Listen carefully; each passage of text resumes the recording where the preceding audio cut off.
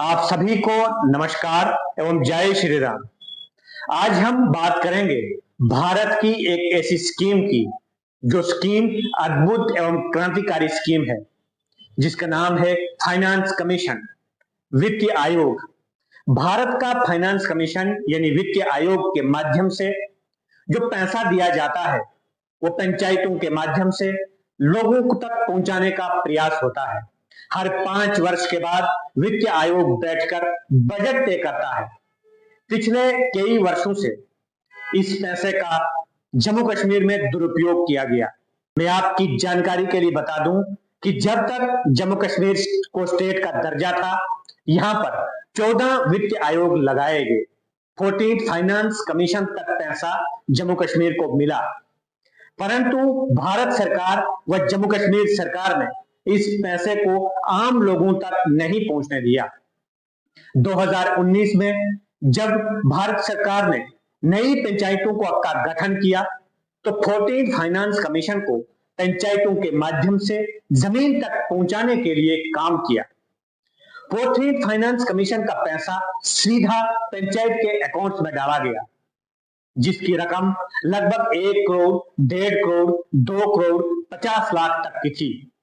हमारी पंचायतों में भी 1.5 करोड़, 1 करोड़ तक की रकम भेजी गई, जिसका काम था कि पंचायतों में रहने वाले लोगों को रोजगार मिले, वहां पर छोटे मोटे कामों की तमीर व तरक्की के लिए पैसा इस्तेमाल किया जाए, वहां की पानी, बिजली व स्कूलों में हालात ठीक हो, इसके लिए उस पैसे का उपयोग किया जाए। परंतु हमारा दुर्भाग्य यह है कि 14वें वित्तीय आयोग को भी जम्मू कश्मीर की पंचायतों ने पारदर्शिता से नहीं लगाया। हमारी कई पंचायतों ने इस पैसे को केवल अपने परिवार तक ही सीमित रखा। यदि मैं अपनी निजी पंचायत गई देसा सी की बात करूं तो हमारे पास 1 करोड़ 2 लाख रुपए इस स्कीम के माध्यम से आया था, जिसका लाभ लगभग 150 घरों को और 600 से अधिक लोगों तक पहुंचा। इस पैसे के माध्यम से हमने लोगों को काम देकर उनकी आर्थिक स्थिति को सुधार करने में लगाया, स्कूलों के ग्राउंड्स को के लिए लगाया, व अन्य जो काम थे, चश्मे वगैरह, उन चीजों को बनाने के लिए लगाया, जिससे आम लोगों को वहां पर काम करने का अवसर भी मिला। मैं आपको बता दूं कि हमारी पंचायत में 1 करोड़ 2 लाख रुपए जो पेमेंट्स हुई, उसकी आपको जानकारी है कि कई लोगों ने एक बार यह षड्यंत्र चलाया था कि गई में 72 लाख का घोटाला हुआ।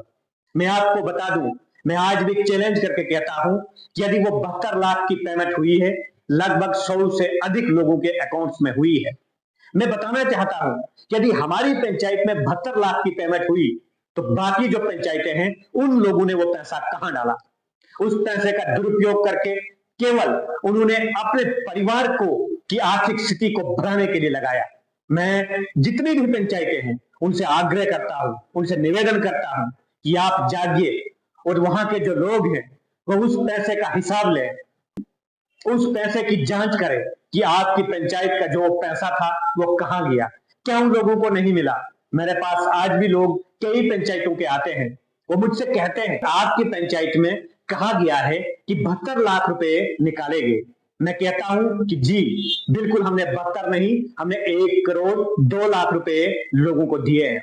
परंतु मैं उनसे यही प्रश्न पूछता हूं कि क्या जो प्रश्न आप मुझसे पूछ रहे हैं वो आपने अपनी पंचायत से पूछे कि उन लोगों ने वो पैसा कहां डाला? मेरा आप सभी से इस स्कीम के विषय में बताने का उद्देश्य यह है कि आपकी पंचायतों में जो भारत सरकार ने सीधा 14th FC का पैसा आपके पंचायत के अकाउंट्स में डाला है, वो पैसा कहां गया? और यदि आपको इस चीज की जानकारी नहीं है तो आपको इस चीज की जानकारी लेनी चाहिए। यही मेरा उद्देश्य है, क्योंकि जो भी स्कीम होती है वो आम जनता के हित के लिए होती है, आम जनता के फायदे के लिए होती है। हमारे खिलाफ अनेकों षड्यंत्र किए गए, हमारी पंचायत को बदनाम करने के लिए बहुत सारी बातें की गई, मुझे निजी रूप से बदनाम करने के लिए भी आपने बहुत सारी बातें सुनी। परंतु मैं आज भी ये चैलेंज करके ऑन रिकॉर्ड कहता हूं कि हम 1-1 रुपए का हिसाब दे सकते हैं। और आपको ये बात भी जानकारी होगी कि हमारी हर 6 महीने में इंक्वायरियां होती थी। उसका कारण यही होता था कि कुछ पंचायतें ये चीजें बर्दाश्त नहीं करती थी कि रामप्रसाद ठाकुर इस पैसे को ओपन क्यों कर रहा है, क्योंकि वो लोग चाहते थे कि हम मिल बैठ के इसको हड़प कर लें। और मैं दावे के साथ कहता हूं कि आज भी 14वें वित्त आयोग यानी 14th फाइनेंस कमीशन का जो पैसा लगा वो केवल अपने परिवारों की आय बढ़ाने के में ही लगा। इसके अतिरिक्त जब जम्मू कश्मीर स्टेट से यूटी बनी तो फाइनेंस कमीशन का बजट यहां पर नहीं दिया गया। सेंट्रल गवर्नमेंट ने कहा कि जो यूटीज है वहां पर फाइनेंस कमीशन का पैसा नहीं लगता है, और 14वें वित्त आयोग के बाद 15वें वित्त आयोग का पैसा जम्मू कश्मीर को नहीं मिला। इसलिए पुनः मैं आप सभी सुनने वालों से यह निवेदन करता हूं कि आप अपनी अपनी पंचायत का हिसाब रखें, कहां पर आपका पैसा गया है, क्यों आपको उस पैसे की जानकारी नहीं है। हम सबका यह दायित्व है कि हमें आर्थिक, सामाजिक, मानसिक एवं राजनीतिक रूप से जागरूक होना पड़ेगा। जब तक हम जागेंगे नहीं तो लुटेरे हमारे अधिकारों को लूट लेंगे। इसी मंगलमय कामना के साथ आप सभी का बहुत बहुत धन्यवाद। जय हिंद, जय भारत, जय श्री राम।